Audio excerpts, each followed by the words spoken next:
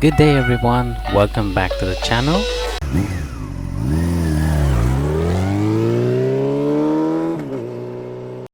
Well, if you're wondering how to plan your next travel to the MotoGP on the Phillip Island, you've landed on the right video.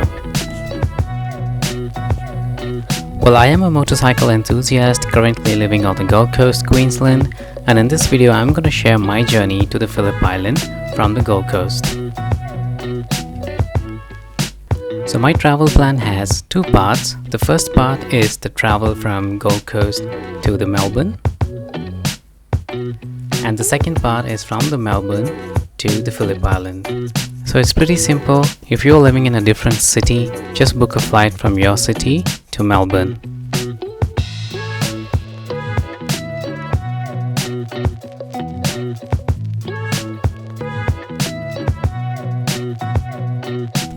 So before you book your flight tickets, make sure that you've purchased your MotoGP tickets. I'll talk about the tickets later in this video. So when I book my flight tickets, I also booked a meal along with it. So that's my meal, and that's some cool view on the outside. Well, it's up to you if you want to add a meal or not, but just in case if you want to have something on the flight, that's the menu there. You get a couple of drinks and a bunch of snacks, and when it comes to price, it's not too expensive in my opinion. It's pretty reasonable. So just pause the screen and take a look at the menu if you want to. The journey from the Gold Coast to Melbourne is about 3 hours, and finally it was time for landing. Finally landed in Melbourne, and that was the part 1 of my journey.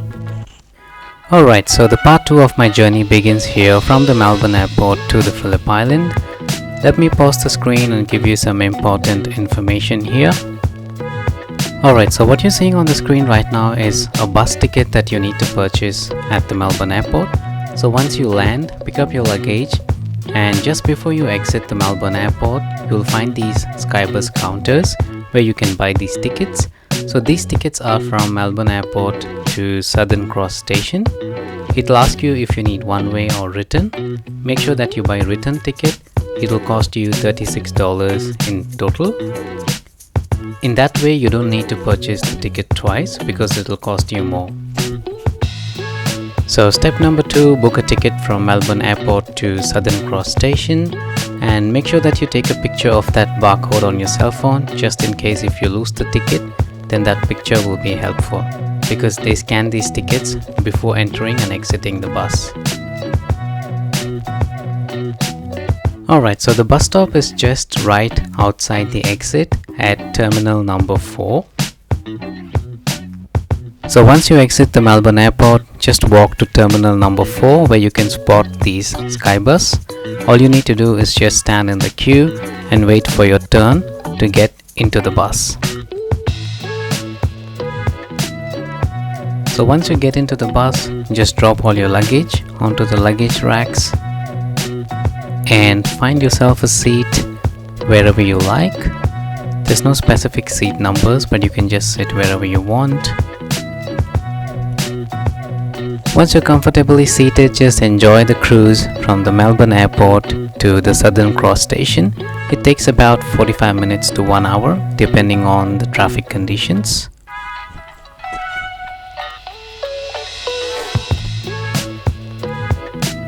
There we go, all the beautiful buildings of Melbourne. This was my favorite view from the bus.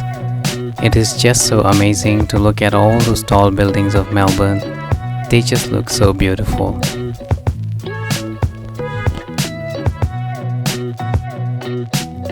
We have now landed in Southern Cross station finally after an hour journey from the Melbourne airport. So before you exit the bus, don't forget to take your luggage and check your pockets. Alright, so that was the journey from Melbourne airport to the Southern Cross station. Once you're in the Southern Cross station, just walk towards your left hand side and you need to go to bay number 56 and 57. There we go, you can see that there's a board which says MotoGP Catch a Coach. So let me just pause the video here. Alright, so what you're seeing on the screen right now is a bus ticket from Southern Cross Station to the Phillip Island Grand Prix circuit. So this catch a coach bus ticket needs to be purchased along with your MotoGP tickets. So when you're buying your MotoGP tickets, just make sure that you book this catch a coach. So you need to buy two tickets, one from CBD to the circuit, that will cost you $35. Another one is for your return from circuit to CBD. So in total it will cost you about $70 per person. So MotoGP 2023 was on 20th, 21st and 22nd of October. So I booked my ticket from CBD to circuit on 19th, that is one day before the event starts. And I booked my return ticket on 23rd, that is one day after the event has finished. So in my case, the timing of this bus from the Southern Cross Station to Phillip Island was at 2 p.m. So I had to book my flight tickets accordingly from the Gold Coast so that I'm not too early or I'm not too late for this timing. So similarly, based on the timing from the Phillip Island back to the Southern Cross Station, I had to book my return flight tickets from Melbourne to Gold Coast, including the journey from Southern Cross Station to Melbourne. So when you're booking your flight tickets, this plays a very important role. So make sure that you purchase this catch a coach ticket along with your MotoGP tickets, and based on the bus timings that you choose for these tickets, book your flight tickets accordingly.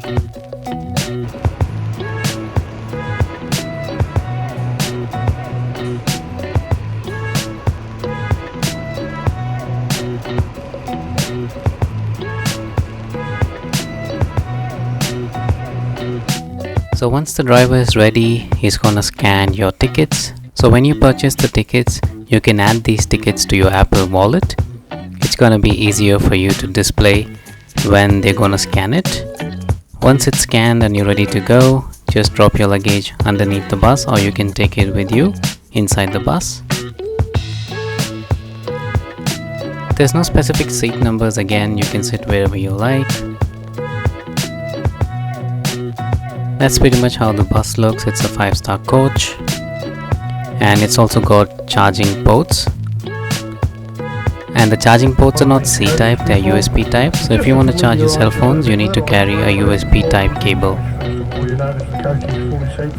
So once we are ready to take off, the driver will welcome everybody on the board. He'll give you some general instructions and rules that you need to follow throughout the journey. Just in case you're bored, nothing to worry, there's a television inside the bus to keep you entertained.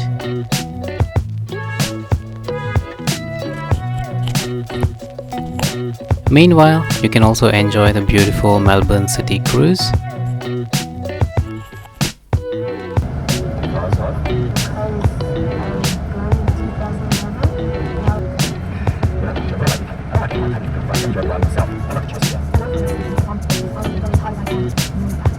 After the city cruise, it's gonna be a highway cruise, and most likely you're gonna sleep just like I did. It was definitely a scenic journey from Melbourne to Phillip Island, and the duration is about 3 hours depending on traffic conditions, maybe 4 hours, and finally reached the Phillip Island. Got down from the bus, just make sure you check your pockets again, and don't forget to take your luggage. Just remember that the place where the bus stops is the same place where it's gonna pick you guys up on the day of your departure from the Phillip Island.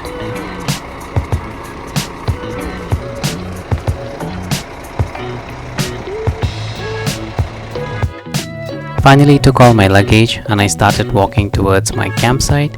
There is a campground office in the place where you get down, so if you have any inquiries you can do it right there.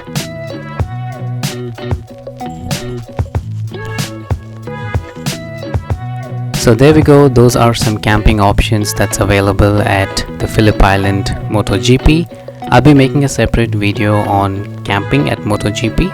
That will be the next video on the channel.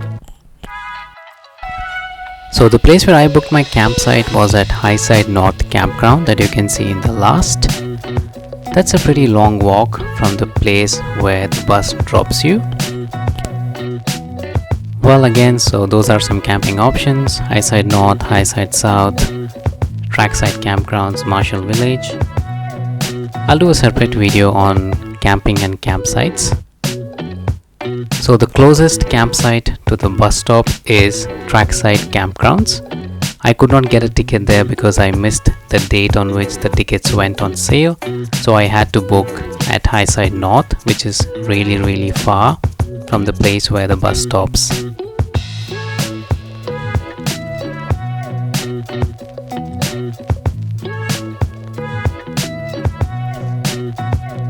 So that's just a glimpse of how Trackside camping grounds look.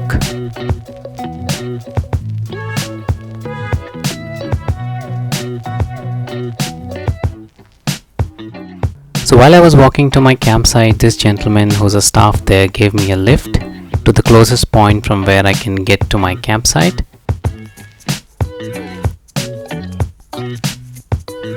If not, the walk is really far from the bus stop to the place where I had booked my site. As you can see, all these people are walking towards their campsite. It's really a tiring walk. Finally, this gentleman dropped me off at this checkpoint. This is the checkpoint to the Highside North and Highside South campgrounds. This is where your checking will be done. Basically, when you enter and exit, they check your camping permit and alcohol and such stuffs. And after a long walk, I finally was able to locate my site. My site number was 1156. And as you can see that they've just painted it on the grass, and it was so difficult to locate my site because there are no signboards. You literally have to walk looking at the markings in the ground.